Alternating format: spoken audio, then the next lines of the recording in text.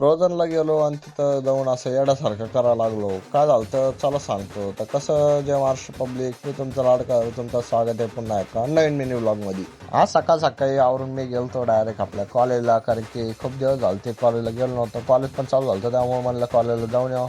आम्ही असं गेलो प्रॅक्टिकल रूममध्ये प्रॅक्टिकल गेलं. त्यानंतर आलतो क्लासमध्ये आज थोडा वेळ बसलो. त्यानंतर लेक्चर झालं तर क्लासमध्ये. लेक्चर झाल्यावर हे पोरं बा कशी येडेकुटाने करतात.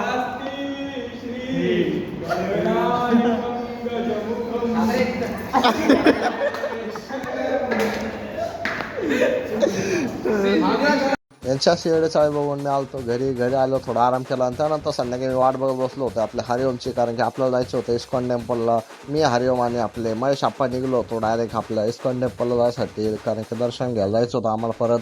त्यामुळे गेलो आम्ही परत आपल्या इस्कॉन टेम्पलला, म्हणजे N1 मध्ये. तिथं गेलो, असं भारी प्रकारे दर्शन घेतलं सगळ्यांचं मस्तपैकी.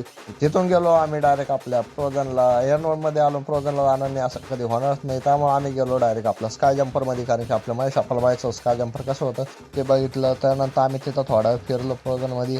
त्यानंतर बाहेर येताना तुम्ही बघू शकता आम्ही कसं येड्यावानी येत होतो बाहेर, म्हणजे असं वाटत होतं जसं की आम्ही कोणत्या टेकडीवर चालवलो. तुम्ही बघू शकता असं खतरनाक प्रकार चालत होतं. त्यात मी पडता असलं, त्यामुळे म्हणलं नको याच्यावर चालवलं. तर एवढाच होता आजचा ब्लॉग. आपण भेटू आता नेक्स्ट ब्लॉगमध्ये.